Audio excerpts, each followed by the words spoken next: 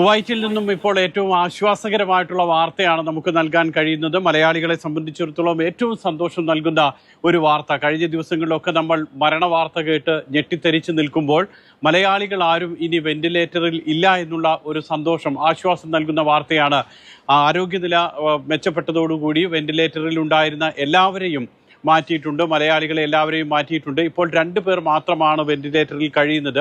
ഒരാൾ ഫിലിപ്പൈൻ സ്വദേശിയും മറ്റൊരാൾ ഉത്തരേന്ത്യക്കാരനും. അങ്ങനെ 2 പേർ മാത്രമാണ് വെന്റിലേറ്ററിൽ ഉള്ളത്. ഒരു മലയാളി ICUവിൽ കഴിയുന്നുണ്ട്. സുരേഷ് കുമാർ നാരായണ പിള്ള എന്നാണ് പേര്. വീട്ടുപേരും മറ്റും അറിയുന്നില്ല. കേരളത്തിൽ നിന്നുമുള്ള ആളാണെന്ന് സ്ഥിരീകരിക്കുന്നുണ്ട്.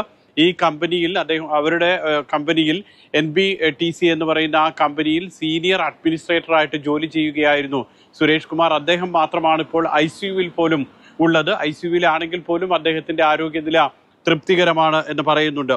അതോടൊപ്പം തന്നെയാണ് ചികിത്സയിൽ ആകെയുള്ളത് ഇപ്പോൾ 31 പേരാണ്.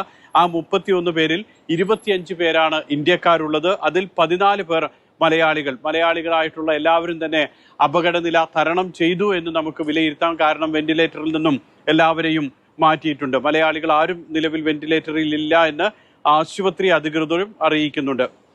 ഏതായാലും ഇപ്പോഴത്തെ സാഹചര്യത്തിൽ ഏറ്റവും ആശ്വാസകരമായിട്ടുള്ള വാർത്തയാണ് കുവൈറ്റിൽ നിന്നും നമുക്ക് നൽകാൻ കഴിയുന്നത്. കൂടുതൽ പേരെ വരും ദിവസങ്ങളിൽ ആശുപത്രിയിൽ നിന്നും ഡിസ്ചാർജ് ചെയ്യും. അതുകൊണ്ട് തന്നെ ഏറ്റവും മികച്ച ചികിത്സ അവർക്ക് അവിടെ തന്നെ ഉറപ്പാക്കുന്നുണ്ട്. ആരെയും ഇപ്പോഴത്തെ സാഹചര്യത്തിൽ വിദഗ്ധ ചികിത്സയ്ക്കായി കേരളത്തിലേക്ക് കൊണ്ടുപോകേണ്ട സാഹചര്യം തീരെ ഇല്ല എന്ന് തന്നെ പറയാം. കെട്ടിടത്തിൽ നിന്നും ചാടി കാലിനും ഒക്കെ എല്ലിനൊക്കെ പൊട്ടലേറ്റിട്ടുള്ള ആളുകളുണ്ട്. അവരെയൊക്കെ വേണമെങ്കിൽ മാത്രം വിദഗ്ധ ശസ്ത്രക്രിയയ്ക്ക് വേണ്ടി കേരളത്തിലേക്ക് കൊണ്ടുപോകാം. അല്ലാതെ ഇപ്പോഴത്തെ സാഹചര്യത്തിൽ ആരെയും കേരളത്തിലേക്ക് കൊണ്ടുപോകേണ്ടതില്ല എന്നാണ് ഇവിടെ നിന്നും നൽകാൻ കഴിയുന്നത്.